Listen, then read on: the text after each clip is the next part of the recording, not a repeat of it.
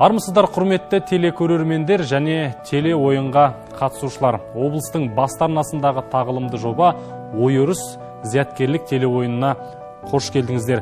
Облыстық тілдерді дамыту жөніндегі басқарманың тапсырысымен қолға алынған бұл жобаның мақсаты азаматтарды мемлекеттік тілді және оның төл тарихын білуге баулу, сондай-ақ салт дәстүр ғұрпын, көне сөздерін жаңғырту болып табылады. Жалпы осы ойын туралы мәлімет алу үшін экранға назар аударыңыздар. Ойын шарты: теле ойынға облыстық және қалалық, аудандық мемлекеттік мекеме мамандары мен мемлекет меншігіндегі мекеме қызметкерлерінің құрылған командалар қатысады. Бірнеше мекеме бірлесе құрама топ жасақтауға болады. Әр топта топ басшысы мен мүшелері, жалпы саны 3 адам болады. Теле ойын төмендегідей кезеңдерден тұрады: таныстыру, ел таным, сөз таным, ой таным, қорытынды. Әр кезең бойынша қойылатын талаптарға ойын барысында тоқталамыз. Бағдарлама соңында арнайы шақырылған сарапшы аталған кезеңдер бойынша топ мүшелерінің жауаптарын саралап, қорытынды шығарады. Бүгінгі ойынымызды сараптап, ұпайды есептеп отыратын облыстық Сарыарқа телеарнасының редакторы Ботабек Тілегенов. Енді ойын ережесімен таныстық, сарапшымызбен таныстық, енді кезекті сіздерге берейік. Сары бел тобы, Асакаров ауданы. Топ жетекшісі Масалим Иламан Сайранұлы, тарих пәнінің мұғалімі. Қызыр Жанар, Түсіпбекова Жанар. Алаш тобы, Қарағанды қаласы. Топ жетекшісі Карибжанов Жасулан Истайұлы, Бүлкенбаева Райхан Ибадулла қызы, Дүйсенбай Алтангүл. Кезең ашылсын. Бұл кезеңнің ереже талабымен танысып алайық. Экранда назар аударайық. Ел таным: кезең барысында тұлғалар, тарихи орындар, көрікті жерлер тақырыбындағы ұяшықтар ішіндегі сұрақтар таңдалады. Әр топ 10 сұрақтан таңдап жауап беру қажет. Топ мүшелері әр ұяшыққа қойылған сурет атауын тауып, ол туралы қысқаша сипаттама береді. Тұлғалар ұяшығында ел тарихында орны ерекше тұлғалардың суреттері қойылады. Әр дұрыс жауапқа 10 ұпай. Тарихи орындар ұяшығында ежелден келе жатқан түрлі күмбездер, мазарлар, ескерткіштер секілді нысандар көрсетіледі. Әр дұрыс жауапқа 20 ұпай. Көрікті жерлер ұяшығында еліміздегі өзен-көлдер, таулар секілді әдемі жерлердің түрлі ғимараттардың суреттері көрсетіледі. Әр дұрыс жауапқа 30 ұпай. Егер сұрақты таңдаған топ жауап бере алмаса, келесі топ мүшелері жауап беруге мүмкіндігі бар. Әр сұраққа ойлануға 30 секунд уақыт беріледі. Ал құрметті ойыншылар, ереже түсінікті болса, бастайық, тұлғалар бөлімі ашылсын. Таңдау кезегін сары белге берейік. Сары бел. Бірінші ұяшық. Бірінші ұяшық ашылсын. Суретте кім? Шәкәрім Құдайбердіұлы. Енді бұл жерде ескерткім келеді, бірінші сұрақ болғаннан кейін асықпаңыздар, ойланып алыңыздар. Егер асығыстық танытып, қате жауап беріп қойсаңыздар, қарсыласқа мүмкіндік береміз. Нақты жауап па? Нақты жауап. Әрине. Жақсы, жауапты қабылдаймыз. Ақын, жазушы, философ, биыл туғанына 165 жыл Шәкәрім Құдайбердіұлы. Алғашқы 10 ұпайларыңыз құтты, қайырлы болсын. 9-шы ұяшық. 9-шы ұяшықты ашып беріңіздер. Ал. Алаш. Ойланыңыздар, 30 секунд уақыт бар.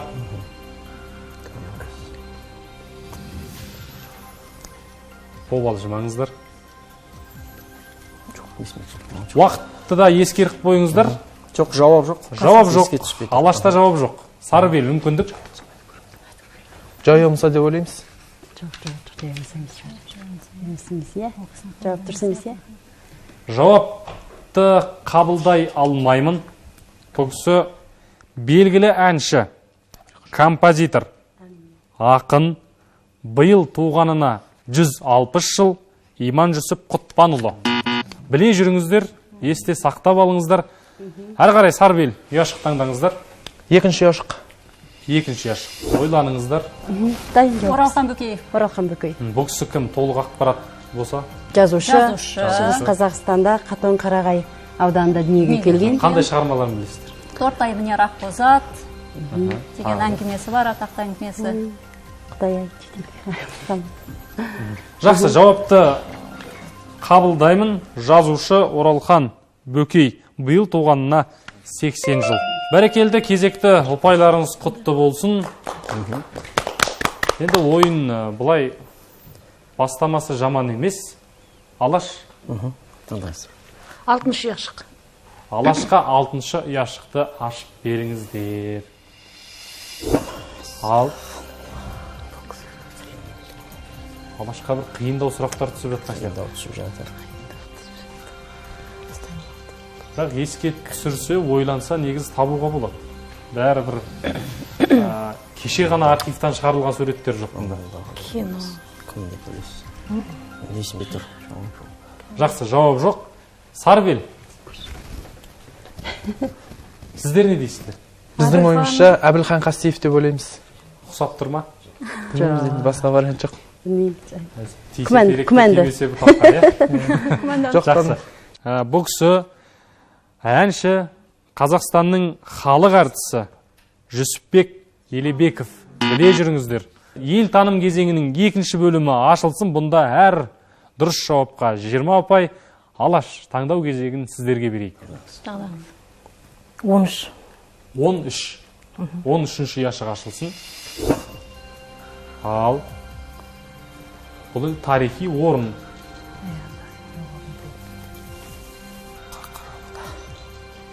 Бұл да енді сіздерге шамалы көмек болсын. 20-шы ғасырға дейін салынған нысанның бірі.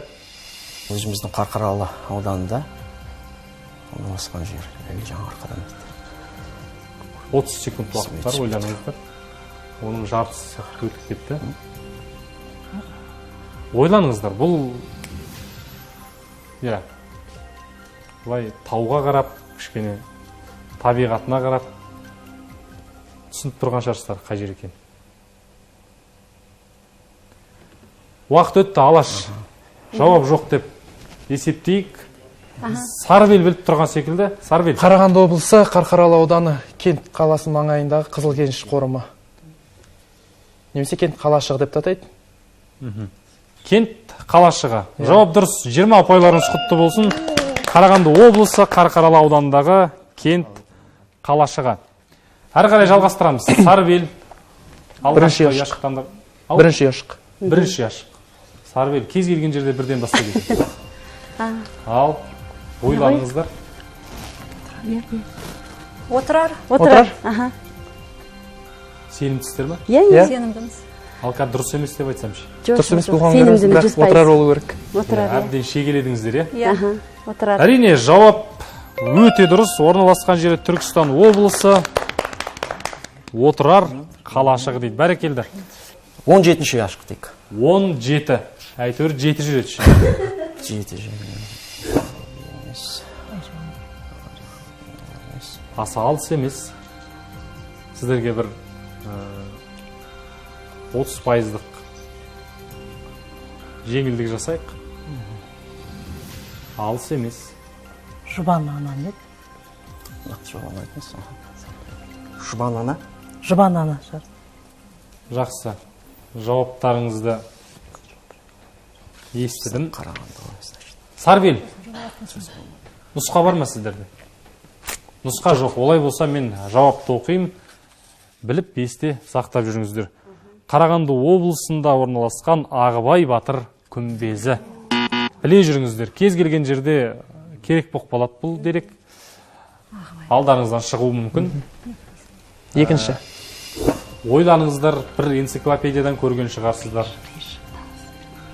Теледидардан болсын, газет журналдан болсын, ғаламтордың бір әлеуметтік желіде бір жерден бір қылтиып шығып қалған жері болған шығар. Еске түсіріңіздер. Менің ойымша Қарағанды облысы Шет ауданындағы ашық аспан астындағы мұражайдағы түркі әлемінің ескерткіштері болуы мүмкін. Енді бізге нақты осы ескерткіш керек. Мен түсінген бойынша жауап жоқ, иә? Жауапты оқимын, тағы да есте сақтап біліп жүріңіздер. Осы Қарағанды облысы Ақтоғай ауданындағы Бейғазы Дәндібай мәдени ескерткіштері. Біле жүріңіздер. Әрі қарай, ел таным кезеңінің 3-ші бөлімі көрікті жерлер. Енді бұл оңайлау болуы керек. Өйткені жиі саяхаттайтындарыңыз бар шығар араларыңызда. Бірінші ұяшықтан деп. Бірінші ұяшық. Жеті жайына қалды дейсіз ғой. Қайыңды көл. Қайынды көл, иә. Бәсе, міне. Қайынды көл, иә. Бірден тапты. Бұл Алматы облысы Күнгей Алатауы Қайыңды көлі дейді. Бәрекелді. Алғашқы 30 ұпайларыңыз құтты да қайырлы болсын. Иә. Әрі қарай Сарыбел. 7-ші ұяшықты көрейік біз. 7. Ал Сарыбел көрді енді. Босақ болған 7-ге Сарыбел жармасты. Иә, сіздер қарсыласқа көмектеспей тұрыңыздар. Өйткені қазір табылмай қалса.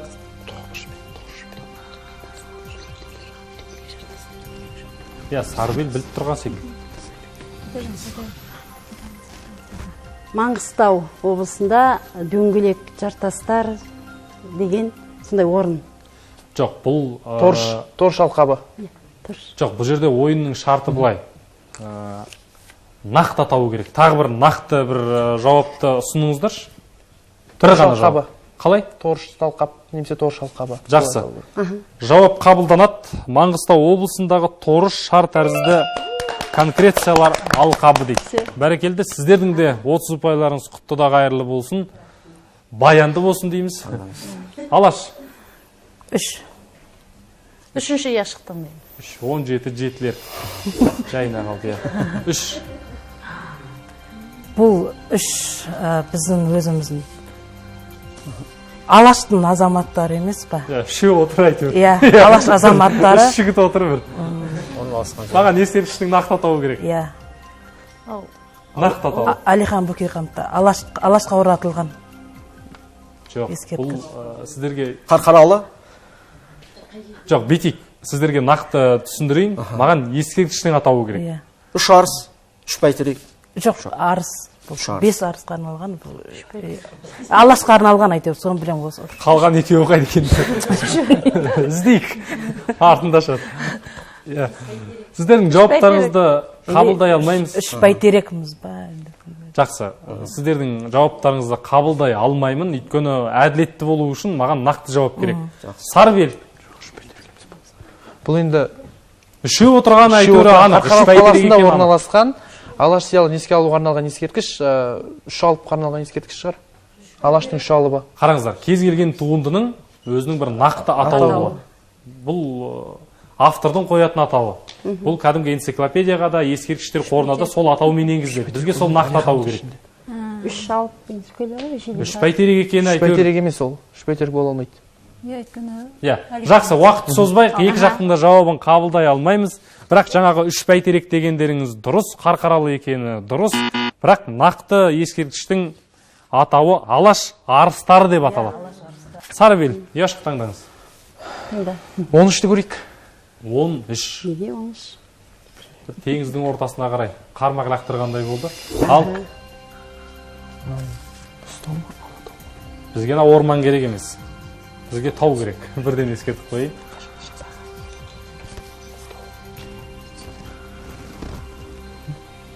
Біздің ойымызша Мұзтау. Жауап осы, иә? Иә, Мұзтау. Мұзтау. Алаш, сіздерде нұсқа бар ма? Сарыбеліңіз Мұзтау дейді. Біз енді бұл жақ Мұзтау дегеннен біз енді бұны екінші несін айтайық. Жоңғар Алатауы хан тәңірі. Мүмкін. Алатау. Әйтеуір бір жоғаға келтіріп. Мен негізі осы сұрақты табама деп қатты үміттенгем. 100%-ға сенгем. Өйткені ең оңай сұрақтың бірі бұл Алматы облысындағы Алатау. Хан тәңірі де емес, Мұзтау да емес. Жоңғар Алатауы деп мен бір... Жоқ, Жоңғар Алатауының бейнесі басқа. Құрметті ойыншылар, бірінші кезеңімізді аяқтадық. Енді өздеріңізді шамалап тұрған шығарсыздар. Кімнің алдыға кеткенін, кім ұпай санымен қалып келе жатқан. Енді нақты жауабын білу үшін сарапшы Ботабек мырзаға сөз кезегін берейік.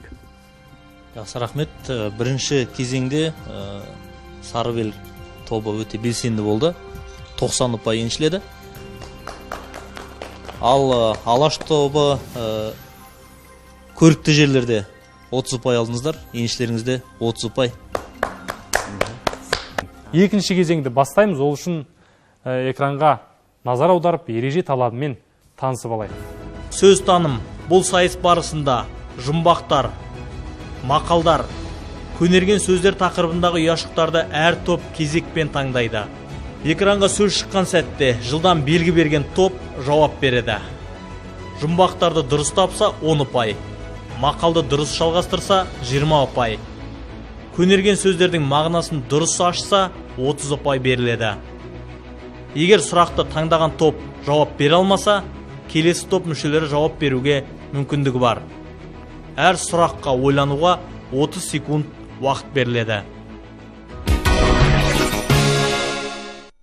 Ал құрметті ойыншылар, екінші кезеңімізді бастаймыз. Жұмбақтар бөлімі ашылсын. Ондағы таңдау кезегін әзірге ұпай санымен артта келе жатқан Алаш тобына берейік. Таңдаңыз алдық. Бірінші ұяшық. Бірінші ұяшық. Жеті бауыр туыспыз, атымыз өзге демесең, жұмған жұдырық уыспыз. Жеті бауыр туыспыз дейді. Ал, Алаш. Жеті аттаймыз ба? Атта. Нақты жауап. Нақты жауап жеті атты. Жақсы, экранға шығарайықшы. Атта күндері. Апта күндері бәрекелді. Екінші кезеңді Алаш сәтті бастады. Бағана айтқандай, бір жұлдыздарыңыз жанатындай ақ кезең. Сарбел. 2. 2. Жетішектен жеті түрлі үн шығар, әуезінен жеті тарау мұң шығар, ойнап кетсең түрлі-түрлі жыр шығар дейді. Сарбел бірінші басты. Жетіген. Жетіген. Нақты жауап па? Нақты жауап. Экранға шығарыңыздар. Жетіген. Әзірге Сарбелде қалсар емес. Алаш. Үшінші ұяшық. Үшінші ұяшық. Қайран 7 май. 17 май. Көз жасты жылауық келе жатыр бір алып. Жабырқаса, жылайды, жадыраса, тарайды. Сарбел бірінші басты. Сарбел бірінші басты. Бұлт. Бұлт. Жақсы, экранға шығарайық. Меніңше жауап дұрыс. Бұлт. Жақсы, Сарбел. Біздің өңіз ба? 5 таңдайық. 5. 4 қалып қойды ғой. Келгенше шамасы аямайды көмегін. Бар адамзат баласы содан алар көмегін. Кітап. Алаш жанталаса басты. Экранға шығарыңыздар. Кітап. Кітап?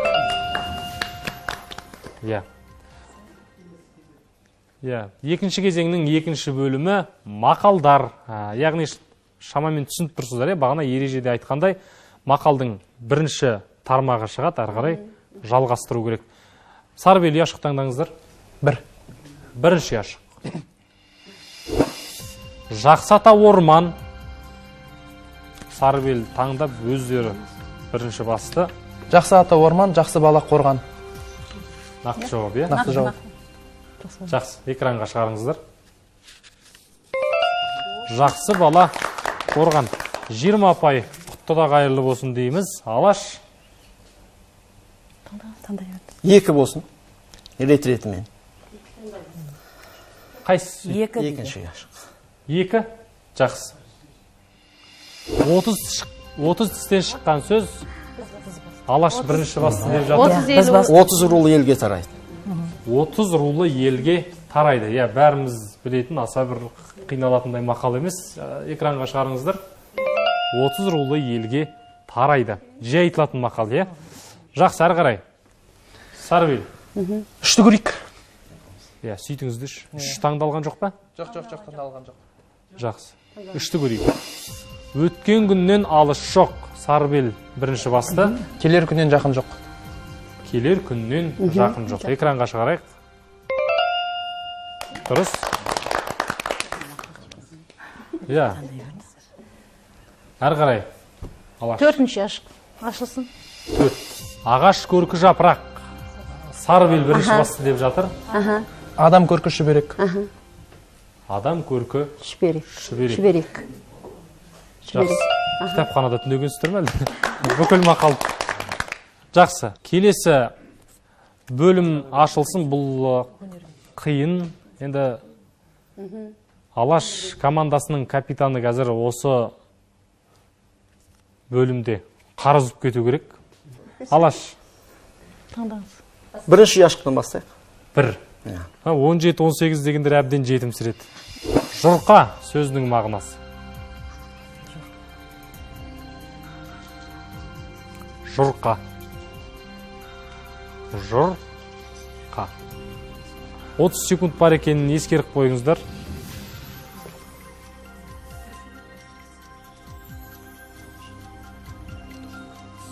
Жұрқа. Уақыт аяқталды. Жауап айтып көріңіз енді басқаннан кейін. Вариант енді жұрқа деген енді Жұқа. бір ненің етегі ма, ненің не деуші жұрқа дейді ғой, шапанның киімнің бір несі етек жеңі дей ма, сондай емес па? Бір вариант енді. Негізі сіз бір 27,3%-ға жақындап тұрсыз жауапқа. Бірақ көрейік енді сары бел нұсқа бар ма сіздерде? Бар, көрейік айтып. Негізі жаңағындай бір киім тағы заттың бір бөлігі жұрқасы. Кішкентай бөлігін айтып. Ешкім басымызды кесіп алмайды, әйтеуір айтып келді. Бүйтейікші, экранға шығарайық. Бір нәрсенің қалдық, тамтығы. Бұл жерде киім деген әңгіме мүлде жоқ. Бұл жерде бөлігі деген сөз жоқ. Қалдық деп тұр. Қалдық, бөлік деген екі түрлі. Сарбел. 18-ден көрейік. 18, иә. Арман жоқ шығар 18-де. Көксерек сөзінің мағынасы. Алаш. Не? Иә, басу керек. Басқаннан кейін жауап айту керек. Қасқырдың несі емес пе?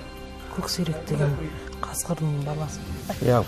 Көксерек деген енді бұл қасқырдың ит құс дейміз, бөлтірігі немесе баласы деп айтуға болады.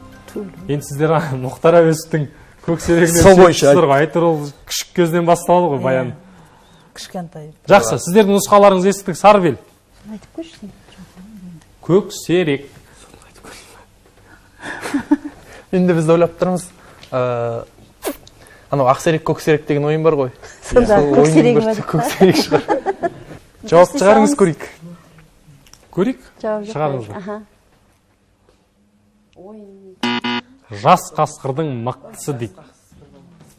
Енді Мұхтар Әуезовтегі көксеректі білесіздер ғой. Негізі ол өзінің күшік кезінен басталғанмен оның нағыз күші толысқан кездегі біз ойланған қатысы жоқ көксеректе деп құрмашты талақ кететіні бар ғой. Өзі сол маңайға билік етіп күш толысқан кезі сол. Өлтірді ғой ақыры. Әрі қарай жалғастырайық. Алаш.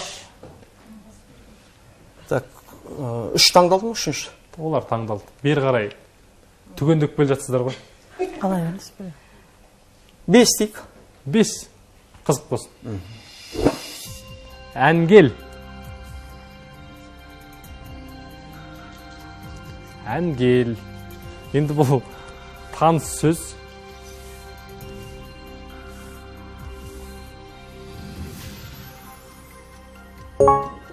Айтып көрейік. Алаш. Әнгел дейді. Әнгелек деген сол ненің несі ма дейін бір жеміс. Жоқ, маған бұлай бұтырақ ұсатып оқты жаудырудың қажеті жоқ, оқша боратудың қажеті жоқ. Маған нақты бір жауап керек. Дөп атылған бір жебе керек. Жауап жоқ, иә? Қауымның, мысалы, несі аты бұрын ескірген, әнгелек. Ескірген қауым. Ескірген қауым айтыр. Әнгелек дегеніміз жаңа қауым, әнгел дегеніміз ескі қауым, иә? Жақсы. Сарбел. Жауап жоқ. Жақсы, экранға шығарыңыздар. Кішкентай түрі болуы мүмкін, иә? Әңгелектің. Ашытпай пісірген дөңгелек нан. Әңгел дегеніміз әйтеуір дөңгелек екені белгілі. Иә. Иә, ескі қауын деген бір тіркес пайда болды жаңа. Жетіні көрейік. 7. Ал Көркемтай. Кішкентай қыз Менің деген. ойымша Алаш бірінші басты. Кішкентай қыз деген. Кішкентай қыз. Жақсы экранға шығарыңыздар. Кішкентай қыз. Осымен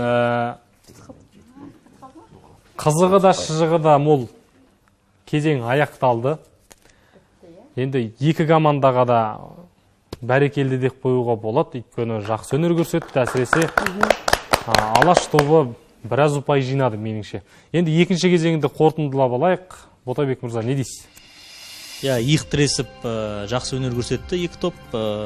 Енді көнерген сөздерге келгенде бір ғана жауап берілді. Оған Алаш тобы. Жалпы ұпайларға тоқталатын болсақ, Сарыбелде 80, Алашта 70 ұпай. Екінші кезең бойынша. Жақсы, енді ұпай айырмасын шамалап тұрған шығарсыздар, әлі қорытынды айтылмайды. Енді бұл жерде команда капитандарының, яғни мәреге бір шамалы ғана қалды. Команда капитандары өздерінің командасын жеңіске сүйрейтін жақсы мүмкіндік. Команда капитандарының кезеңі ой таным деп аталады. Экранға назар аударып, ереже талаптарымен таныс болайық. Ой таным. Бұл кезең топ басшыларының сайысы болып табылады. Топ жетекшісі экранда көрсетілген екі ұяшықтың бірін таңдап, ондағы 10 сұраққа тек я немесе жоқ деп жауап беруі тиіс. Әр дұрыс жауапқа 10 ұпай. Сұрақтар ел тарихы, салт дәстүр, тәуелсіздік кезеңдеріндегі жетістіктер, көрнекті тұлғалар және тіл заңнамалары туралы қойылады. Сарыбел командасына таңдау кезегін бергім келіп тұр. Сарыбел, ұяшық таңдаңыз. Бірінші ұяшық. Бірінші ұяшық. Ойын басталғаннан бірінші ұяшық таңдап келеді. Осы беттен танбады. Ескертем, командаластардың ешқайсысы көмектесуге болмайды, сыбырлауға болмайды, тек өзіңіз ғана. Және де я немесе жоқ, дауысыңызды шығарып нақты айтасыз. Ойлануға немесе я немесе жоқ қайсысы біреу деп екі ортада кідірудің де қажеті жоқ. Бірінші ұяшықтың сұрақтарын оқимын. Мұқият тыңдаңыз. Абылай хан 70 жасқа жетпей дүние салған ба? Жоқ. Шортанбай Қанайұлы зар заман, бала зары, насихат шығармаларының авторы ма? Иә. Елімізде мәдени шараларды екі тілде өткізу міндетті ме? Иә. Абайдың баласы Әбдірахманға арнаған өлеңдері арнауға жатады ма? Иә. Деңгене мешкейлерге арналған ескі дәстүр ме? Жоқ. Атақты тайқазан 13 ғасырда жасалған ба? Иә. Атақты Азия кітабының авторы Асқар Сүлейменов пе? Жоқ. Көмір қорлары бойынша Қазақстан әлемде алғашқы 10-ға кіреді. Иә. Биыл Қазақстан Республикасының аумағында ұлттық валюта теңге енгізілгеніне 25 жыл ма? Жоқ. Шоқанның шын аты Мұхаммед Ханафия. Иә. Жақсы, сіздерге берілген 10 сұрақтың нобайы осы еді. Енді Алаш тобы сіздерге де ескертем, командаластарға сыбырлауға, көмектесуге болмайды, тек я немесе жоқ. Команда капитаны түсінікті ғой? Алаш командасының капитаны, сізге берілген 10 сұрақты оқимын, я немесе жоқ. Дайынсыз ғой? Дайын. Ақтабан шұбырынды алқакөл сұлама оқиғасына 300 жыл толды ма? Иә. Қазтуған ереуіл атқа ер салмай өлеңінің авторы ма? Жоқ. Жесір қалған әйелдің қайын аға не қайын інісіне некелесуін әмеңгерлік деп атайды ма? Иә. Бір әкімшілік аумақтық бірліктің шегендегі елді мекендер мен көшелерге бір атау, бір мәрте ғана беріледі ме? Жоқ. Қазақстан Моңғолиямен шекаралас па? Жоқ. Аппақ Байжанов алғашқы Қарағанды көмірін 20-дан асқан шағында тапты ма? Иә. Сәкен Сейфуллин халық комиссарлары кеңесінің төрағасы, яғни қазіргіше премьер-министр болғанда 30 жасқа толмаған ба? Иә. Қазақстанның әкімшілікке бөлінуінің ең жоғарғысы облыс деп атала ма? Жоқ. Бұрынғы Жезқазған облысы Қарағанды құрамына 1995 жылы енді ме? Иә. Қазақтың көнеден келе жатқан шыр ойыны садақ атуға қатысты. Жоқ. Жақсыз. Сарбел тура 5 сұраққа жауап берді, 50 ұпай. Еншісінде, егер нақтылап тоқталатын болсақ, қате кеткен бірінші сұрақта Абылайхан 70 жасқа жетпей дүние салған ба дегенде жоқ деп жауап берді. Негізінде иә. Үшінші, елімізде мәдени шараларды екі тілде өткізу міндетті ме дегенде иә деді. Бұл жерде жоқ жауабы. Мәдени шаралар мемлекеттік тілде және қажет болған жағдайда басқа тілдерде жүргізіледі. Тіл туралы заң 17-ші бап. Сондай-ақ 4-ші сұрақ. Абайдың баласы Әбдірахманға арнаған өлеңдері арнауға жатады ма деген сұраққа иә деп жауап берді. Жоқ жауабы, өйткені бұл жоқтау өлеңдері. Содан кейін 5-ші сұрақ. Деңгене мешкелерге арналған ескі дәстүр ме? Иә, дұрыс жауап, бірақ жоқ деп жауап беріңіз. Сондай-ақ 6-ші сұраққа дұрыс. 6-ші сұраққа дұрыс жауап берілмеген. Атақты тайқазан 13-ші ғасырда жасалған ба? Жоқ, жасалмаған. 14-ші ғасыр 1399 жыл.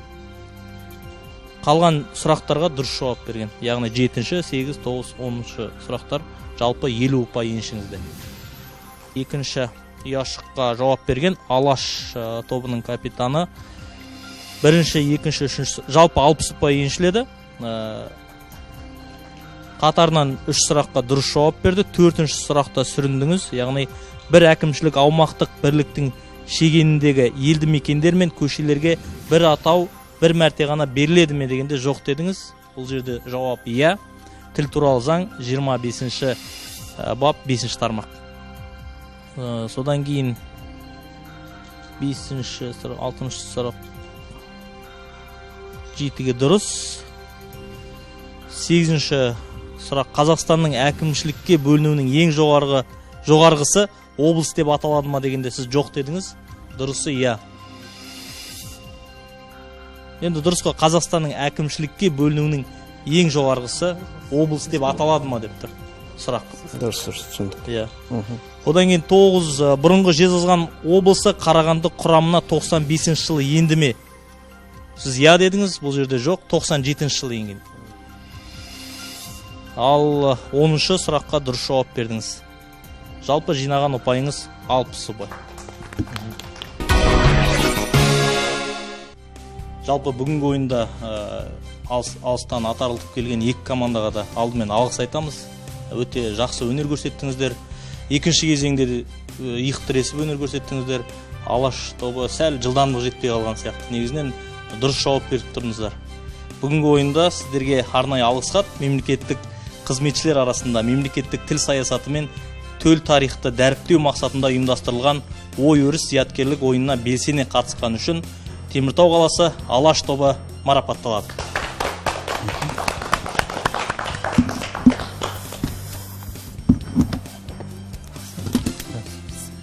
Осында сый-сияпатымыз бар. Жеңімпаз команда Асакаров ауданы Сарыбел 220 ұпай еншіледі бүгінгі кездесуде. Жеңіс құтты болсын. Қасым үйінен осындай сый-сияпат. Жеңістеріңіз құтты болсын.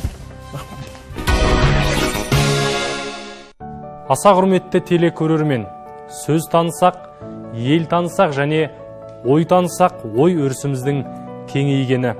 Біз осымен аяқтаймыз. Келесі көріскенше қош, сау болыңыздар.